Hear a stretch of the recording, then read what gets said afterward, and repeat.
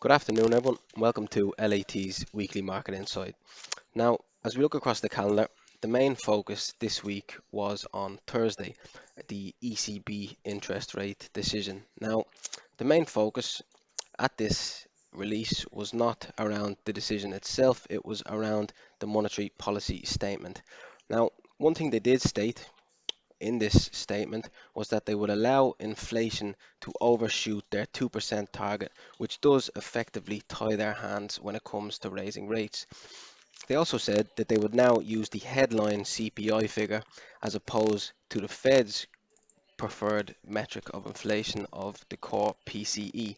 Now, CPI is a lot less volatile than PCE, so again, that is another dovish statement, another dovish comment confirming that they will not be able to raise rates for longer than they had anticipated.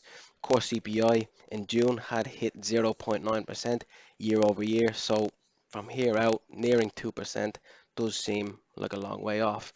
As we come over to the charts and have a look at euro dollar on a daily time frame, we can see clearly this head and shoulders is now coming into focus with the dovish ECB yesterday, plus a bearish head and shoulders on a large time frame, clear as day for everybody to see. It remains to be seen in the coming weeks and months whether we can have some continuation of this previous momentum to the downside, a breakout of this neckline to confirm the head and shoulders is in play, and a clear move lower in the coming weeks ahead. Now, in other news across markets, we had the equity sell-off on Monday.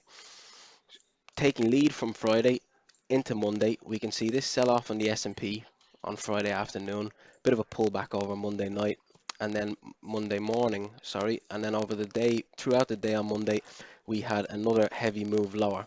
We look across to the Dow Jones, same thing, this the move on Friday, bit of a pullback overnight on Sunday, Monday morning, and again, a heavy sell-off on Monday. Same thing in the Nasdaq, sell-off on Monday, DAX heavy sell-off on Monday. Now, this was put down to fears around the ever-growing cases of the COVID-19 Delta variant and the effects that this is going to have on the post-pandemic recovery. Now, if we bring you over to this chart, and this is a chart of the daily confirmed COVID-19 cases per million people globally, we can clearly see that over the last month we are starting to rise on this chart. Now, if we move across to deaths, which will be the preferred measure of how severe this wave of virus cases is, as many countries around the world are very, very heavily vaccinated at the moment. The case for increased measures, increased lockdowns globally will be down to deaths these days and not down to cases. We can see over the past month, the beginning of July, we have had a slight uptick in cases. This may just be down to an error in filing, the big jolt here. So, I'm more looking at this growth here through the beginning of July.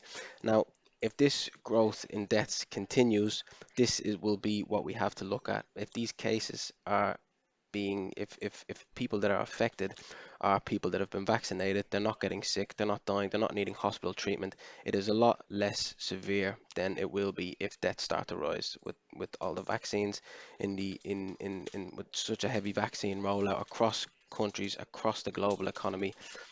Deaths will be the measure of how severe this wave of cases is going to be. um, in other news across markets, we had the sell-off on oil. Now, oil collapsed on Monday after OPEC eventually agreed to boost output from August and cool oil prices that had rose to the highest levels in nearly 7 years.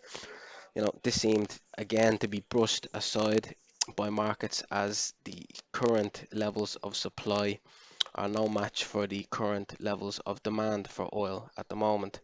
This is seen in the chart again with the dip being bought across oil. Now, risk assets moving together. We've had the dip bought in equities. We've had the dip bought in commodities across the board.